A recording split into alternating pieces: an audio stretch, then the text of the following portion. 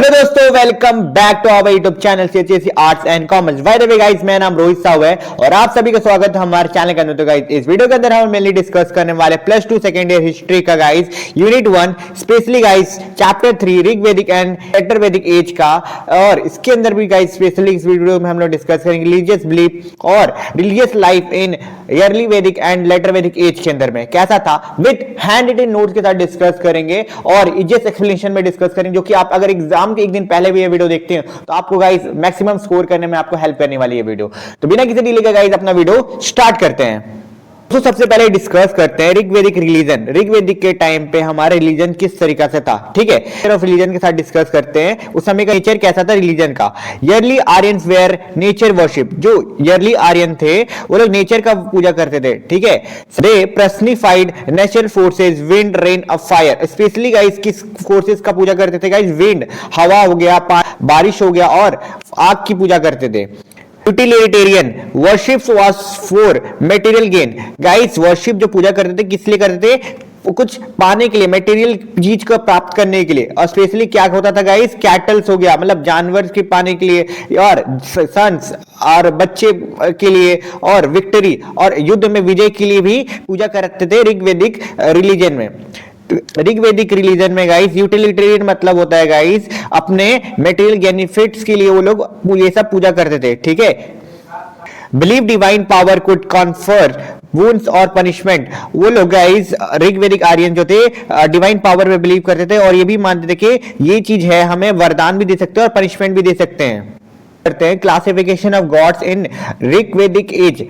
Early Vedic age में भी कैसा था, कई गॉड्स को कैसे क्लासिफाई किया था? यक्ष इन निरुक्ता क्लासिफाई गॉड इन 3 स्पेयर। यक्ष जो एक राइटर है गाइस, उन्होंने अपना बुक निरुक्ता में क्लासिफाई किए गॉड्स को 3 स्पेयर्स में डिवाइड किए। और 3 क्या क्या है गाइस? फर्स्ट सेलेस्टियल, जो कि दिष्टाना भी बोलते हैं। सेकंड है गाइस इंटरमीडिएट, जिसको गाइस अंतरिक्षताना भी बोलते हैं।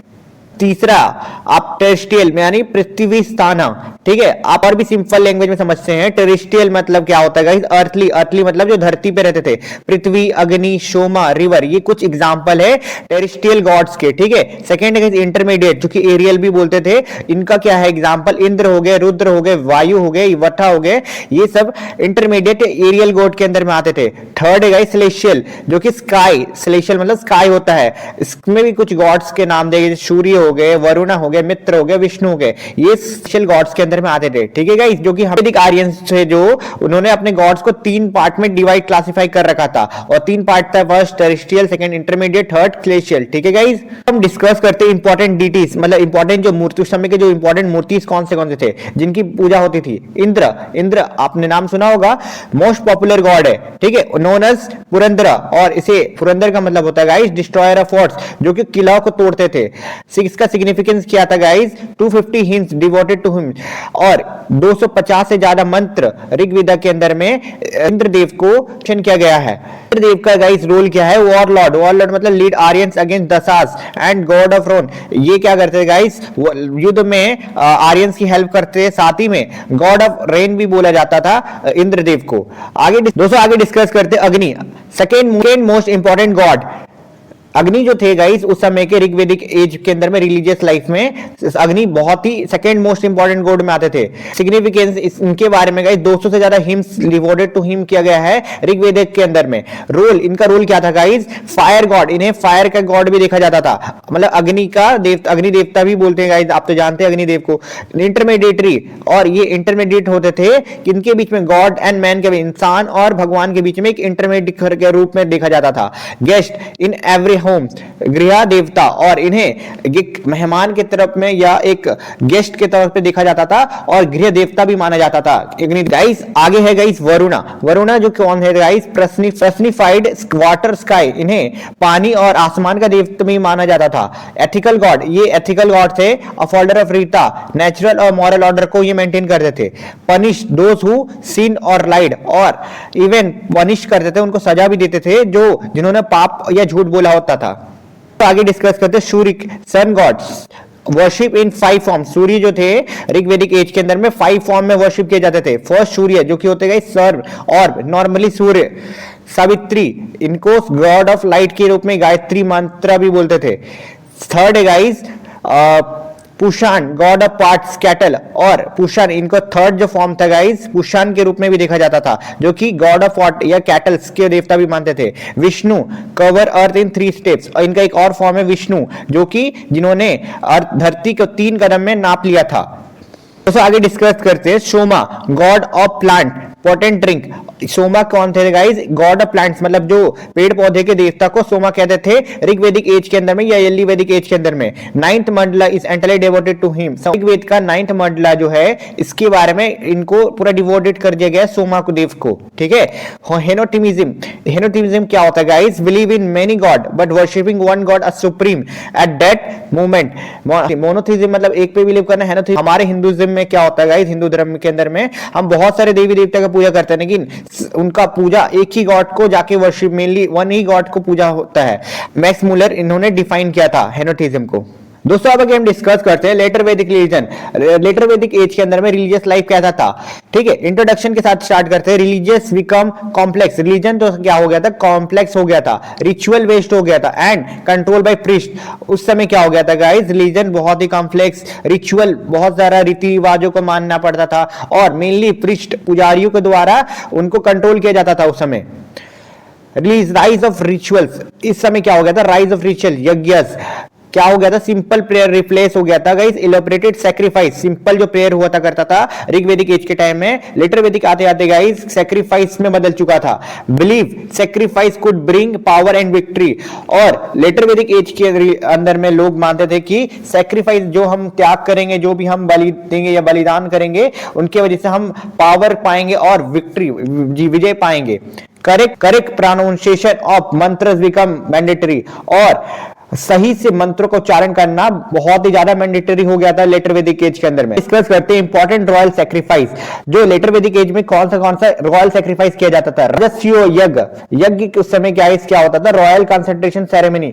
राजसी यज्ञ एक टाइप का गाइस राजे लोग महाराजे लोग करते थे अपना टेरिटरी को एक्सपेंड करने के लिए। आगे गाइस अश्वमेध यज्ञ, ये इसमें क्या होता है गाइस? हॉर्स की सैक्रिफाइस किया जाता था। अश्वमेध यज्ञ करता था जिसमें क्या होता था? अपने एक घोड़े को खुला छोड़ दिया जाता और जिस भी टेरिटरी में जाता था वो घोड़ा, उसके वहां के राजा को या तो सरेंडर करना पड़ता था या तो युद्ध करना पड़ता था, ठीक है। आगे गाइस यज्ञप्या चैरियट रेस। इसके अलावा गाइस एक और था चैरियट रेस भी यज्ञप्या की तरह देखा जाता था लेटर वैदिक एज के टाइम में।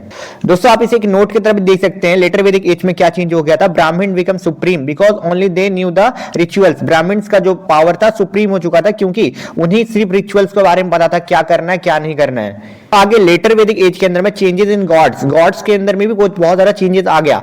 डिक्लाइन हो गया गाइस, किसका डिक्लाइन हो गया? इंद्र एंड अग्नि लॉस्ट इंपॉर्टेंट। इंद्रदेव और अग्निदेव जो थे उनका इंपॉर्टेंस बहुत कम हो गया लेटर वैदिक एज में। राइज ऑफ प्रजापति का उदय हो गया। किनका? प्रजापति कौन है rise? The creator become supreme. जो प्रजापति ब्रह्मा जी जो है उनका सुप्रीम देखा जाने लगा।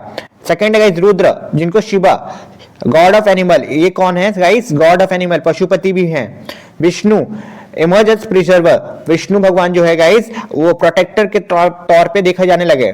दोस्तों आगे क्या हुआ लेटर वैदिक एज के अंदर में? फिलोसॉफिकल रिएक्शंस होने लगे। बहुत सारे चेंजेस आने की वजह से क्या हो गया? उपनिषद फोकस ऑन जनाना ओवर रिचुअल्स। उपनिषद लिखा गया रिचुअल्स के बारे में, ठीक है। ब्राह्मण क्या होता है guys? The supreme soul. Atman the individual soul. Karma law of action, और moksha salvation final aim. Samsara cycle of birth and rebirth. ये सारा गाइस क्या फिलोसॉफिकल चीजें जो लेटर वैदिक एज के अंदर में डेवलप हो गई। हम कंक्लूजन में आ जाते हैं और यहाँ पर हम फाइनल कंपैरिजन भी करेंगे कि किसमें क्या डिफरेंस हो गया। फीचर्स देख लेते गाइस ऋग्वेदिक और लेटर वैदिक एज में क्या क्या थे। नेचर पहला गाइस फीचर है नेचर। नेचर में इसमें क्या है? ऋग्वेदिक में सिंपल वर्शिप करते थे, लेटर वैदिक में कॉम्प्लेक्स और रिचुअल्स हो गया था, ठीक है। सेकंड है टॉप गॉड। ऋग्वेदिक एज का टॉप गॉड कौन थे? इंद्र। और यहाँ पर लेटर वैदिक में प्रजापति को टॉप गॉड में देखा जाने लगा। गोल ऋग्वेदिक एज का गोल क्या था गाइस? कैटल और सन। क्या मतलब पूजा जो करते थे उनका मेन गोल प्राप्त करना क्या होता था? सन या बेटा पाना या गाय को पाना, ठीक है। आगे इनका लेटर वैदिक एज का गोल क्या हो गया था गाइस? मोक्ष और पावर पाना, ठीक है गाइस। आप समरी या फाइनल कंक्लूजन भी लिख सकते हैं। The religious life shifted from nature worship to ritualism and deep philosophy. Starting में गाइस रिलीजियस लाइफ जो ऋग्वेदिक एज में था गाइस नेचर वर्शिप से ट्रांसफॉर्म या शिफ्ट हो गया रिचुअल इसके तौर में और डीप फिलोसॉफी के तौर में लेटर वैदिक एज में। This search for salvation, this ये इसकी वजह से क्या है, साल्वेशन मतलब क्या हो गया, मोक्ष के लोगों के अंदर में गाइस मोक्ष पाने की इच्छा जागने लगी। Laid the foundation of Indian religious thought, later Vedic age के बाद से गाइस जैनिज्म और बुद्धिज्म का ग्रो होने लगा। ठीक है दोस्तों, इस वीडियो के अंदर हम मेनली डिस्कस किया रिलीजियस बिलीफ इन अर्ली वैदिक एंड लेटर वैदिक एज, और साथ ही में डिटेल में जाना कि गाइस क्या हमें देखने मिला चेंजेस लेटर वैदिक आते आते हमारे रिलीजियस लाइफ के अंदर में। ठीक है गाइस दोस्तों, अगर आपको वीडियो बहुत ज्यादा हेल्पफुल लगा तो इस वीडियो को लाइक करना और कमेंट जरूर बताना आपको वीडियो कैसा लगा, और साथ ही में दोस्तों इस वीडियो को अपने दोस्तों के साथ ज्यादा से ज्यादा शेयर करना है ताकि उनका भी हेल्प हो सके। ठीक है गाइस, और साथ ही में दोस्तों अगर आप चैनल पे नए हैं तो चैनल को सब्सक्राइब करके बेल आइकन को ऑल पे सेट कर लेना है ताकि आने वाली वीडियो की नोटिफिकेशन आपको मिल सके। और इस वीडियो का आपको प्लेलिस्ट मिल जाएगा गाइस, आप चैनल पे प्लेलिस्ट में चेक कर सकते हैं और आप पहले का भी वीडियो चेकआउट कर सकते हैं जिससे आप एग्जाम में अच्छे से अच्छे नंबर स्कोर कर पाए। ठीक है गाइस, इसके साथ दोस्तों मिलते हैं किसी नेक्स्ट वीडियो में, तब तक के लिए जय हिंद जय भारत।